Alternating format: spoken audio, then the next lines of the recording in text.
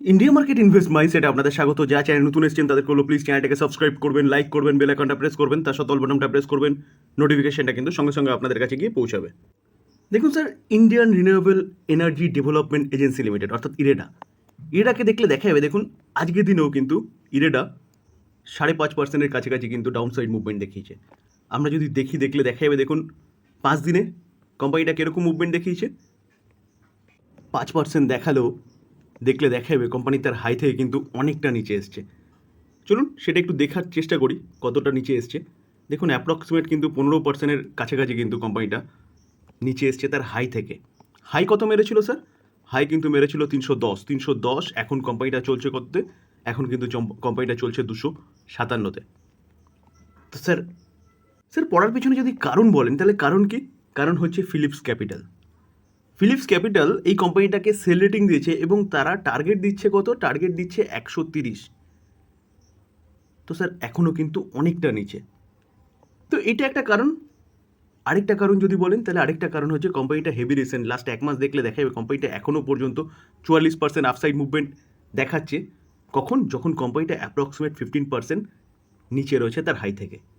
তাহলে 1 মাসে এতটা দৌড়েছে, কিছুটা প্রফিট বুকিং হবেই বলতে পারেন। তো এই দুটো কারণ কিন্তু মোটামুটিভাবে পাওয়া যাচ্ছে এই কোম্পানিটার। তো স্যার এখন কেন আলোচনা করছি? দেখুন স্যার, আমি সবসময় কিন্তু এই কোম্পানি নিয়ে আলোচনা করার সময় বলেছি যে কোম্পানির বিজনেস দেখুন, বা যে কোনো কোম্পানি নিয়ে আলোচনা করার সময় কিন্তু আমি বলি যে কোম্পানির বিজনেস দেখুন। তো কোম্পানিটা যে বিজনেস করে সেই বিজনেসটা হচ্ছে গিয়ে কি, রিনিউয়েবল সেগমেন্টে ফাইন্যান্স প্রোভাইড করা। তো এখন কোম্পানিটা এমএসএমই বলুন এবং রিটেল সেগমেন্টেও ফাইন্যান্স প্রোভাইড করছে। তো কোম্পানিটার বিজনেস কিন্তু কয়েক গুণ বেড়ে যাচ্ছে, ভবিষ্যতে আরও বাড়বে।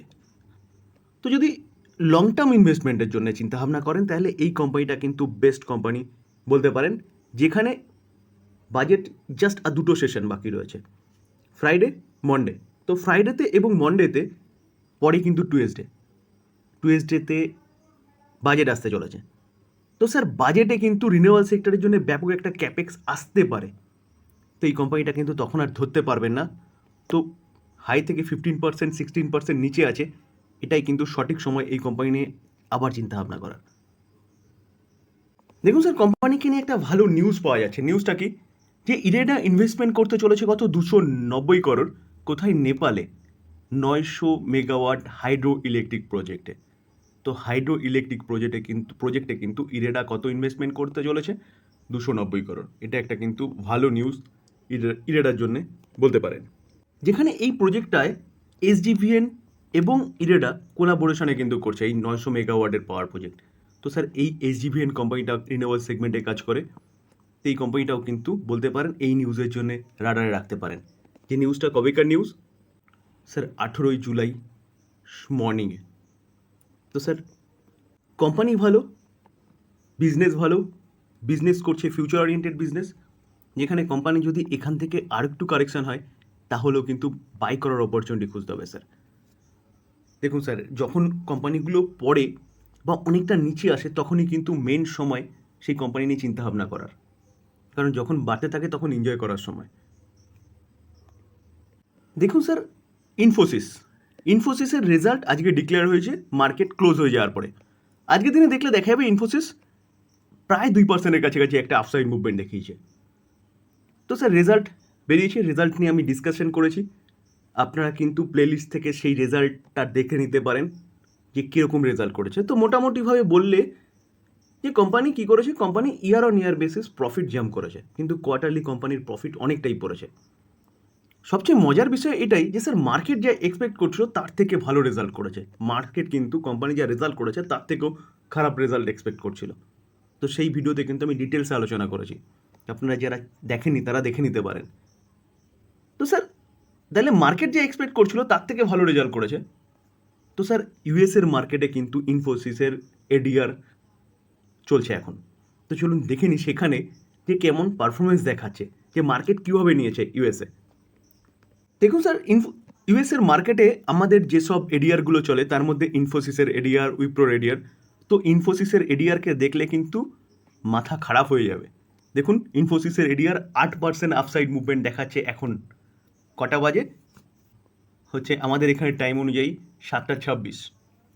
তো স্যার 8%, 8.3540 এতটা ভালো মুভমেন্ট দেখাচ্ছে, মানে যেটা একটু আগে বলছিলাম যে মার্কেট যা এক্সপেক্ট করছিল তার থেকে ভালো রেজাল্ট করেছে, যার জন্যে কিন্তু ইউএসের মার্কেটে আমাদের ইনফোসিসের এডিআর সেলিব্রেট করছে। তাহলে বলতে পারেন যে কালকে কিন্তু এরকম একটা মুভমেন্ট আমাদের মার্কেটেও দেখা যেতে পারে, যেহেতু আমাদের মার্কেট ক্লোজ হয়ে যাওয়ার পরে কিন্তু স্যার রেজাল্টটা এসছে। দেখুন উইপ্রোর এডিআরকে দেখলেও আপনি দেখতে পারবেন যে 3.5%-এর ওপরে মুভমেন্ট দেখাচ্ছে, যেখানে টিসিএস এর রেজাল্টের পরেও কিন্তু এই দুটো কোম্পানি ইউএসের মার্কেটে সেলিব্রেট করেছিল। তাহলে বলতে পারেন কিন্তু স্যার কালকে কিন্তু এই কোম্পানিটা ধামাকা মাজাতে পারে। তার পাশাপাশি স্যার উইপ্রোর রেজাল্ট কিন্তু কালকে ডিক্লেয়ার হতে চলেছে 19 তারিখ।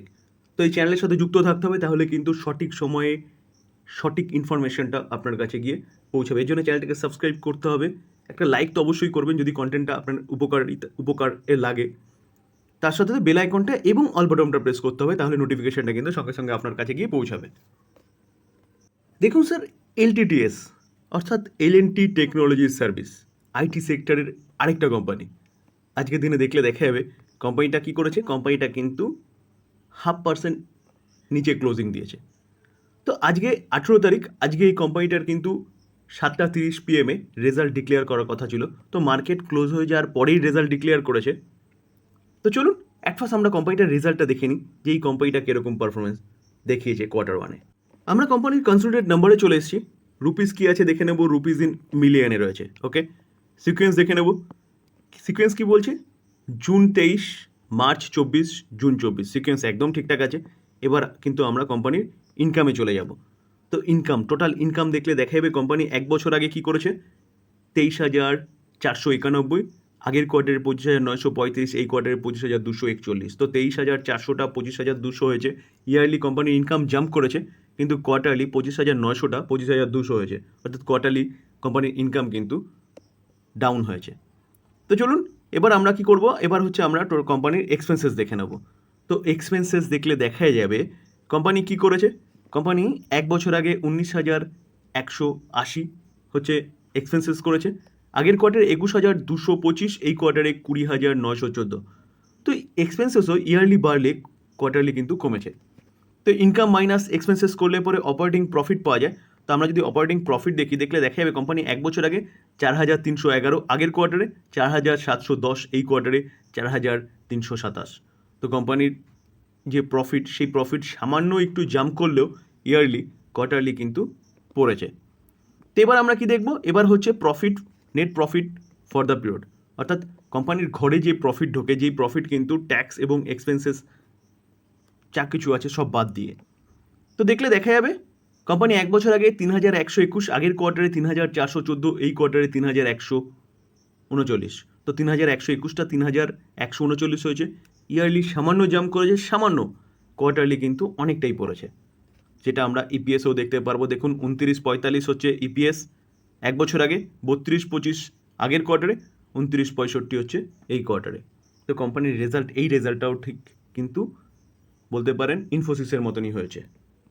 এখন শুধু দেখার বিষয় যে এই রেজাল্টটা মার্কেট কীভাবে নেয়। স্যার টাটা টেকনোলজি আইপিও এসছে ডিসেম্বর 2023-এ। তো আইপিও আসার পর থেকে কোম্পানিটা কিন্তু কন্টিনিউয়াসলি দেখলে দেখা যাবে নিচেই আসছে। তো দেখুন 1 মাসে দেখলে দেখা যাবে কোম্পানিটা 2% মাইনাসে এসছে। আমরা যদি 6 মাসে দেখলে দেখা যাবে 12% মাইনাসে এসছে। কোম্পানিটা আইপিও যেদিন এসেছিল, মানে যেদিন লিস্ট হয়েছিল, সেদিন 1400 পর্যন্ত চলে গেছিলো। তো 1400 থেকে কিন্তু অনেকটা নিচে আছে। তো ইনভেস্টারদের কিন্তু বলতে পারেন ধৈর্যের বাঁধ ভেঙে যাওয়ার মতন অবস্থা। তো কোম্পানিটার রেজাল্ট ডিক্লেয়ার হয়েছে, চলুন আমরা রেজাল্টটা একটু দেখে নিই যে কোম্পানিটা কোয়ার্টার 1-এ কী করেছে বা কোনো আশার আলো দেখা যাচ্ছে কি না। দেখুন স্যার, জুন কোয়ার্টারে আমরা যদি সেলস দেখি বা রেভিনিউ দেখি, তাহলে 1,269, যেটা আগের কোয়ার্টারে অর্থাৎ মার্চের কোয়ার্টারে 1,301 ছিল, এবং 1 বছর আগে দেখতে পারবো 1,258। তো 1,258টা কোথায় এসছে, 1,269, জাস্ট সামান্য একটু জাম্প করেছে, কিন্তু কোয়ার্টারলি পড়েছে। তো এক্সপেন্সেস দেখলে দেখা যাবে, দেখুন 1 বছর আগে কী করেছিল, 1,038, আগের কোয়ার্টারে 1,061, এক্সপেন্সেসও কোয়ার্টারলি জাম্প করেছে, এবং 1 বছর আগে দেখলে দেখা যাবে 1,007। তো এক্সপেন্সেস কিন্তু 1 বছর আগে অনেকটাই কম ছিল, তো এক্সপেন্সেসও অনেকটাই জাম্প করেছে।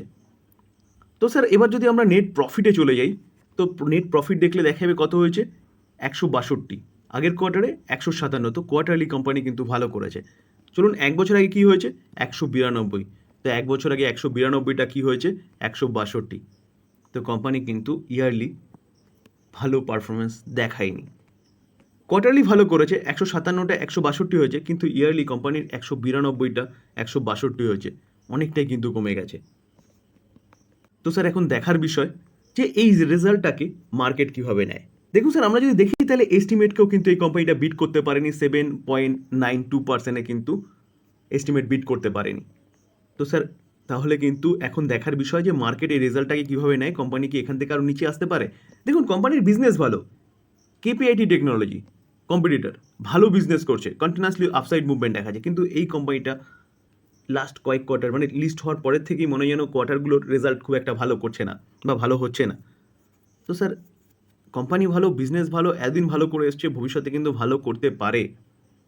তো সেই জায়গায় দাঁড়িয়ে স্যার চিন্তাভাবনা করতে পারেন। ডিসক্লেমার দিয়ে রাখি যে দেখুন, আমি কোনো বাই সেল রেকমেন্ডেশন দিচ্ছিও না।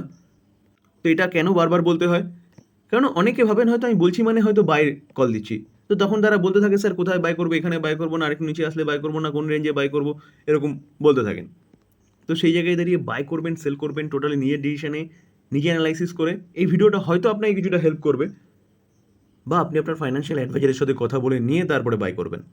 আলোচনা এই পর্যন্ত। যদি ভালো লাগে, যা চ্যানেল নতুন এসেছেন তাদের বলবো প্লিজ চ্যানেলটাকে সাবস্ক্রাইব করবেন, লাইক করবেন, বেল আইকনটা প্রেস করবেন, তার সাথে অল বাটনটা প্রেস করবেন, নোটিফিকেশনটা কিন্তু সঙ্গে সঙ্গে আপনাদের কাছে গিয়ে পৌঁছাবে। থ্যাংক ইউ, ভালো থাকবেন।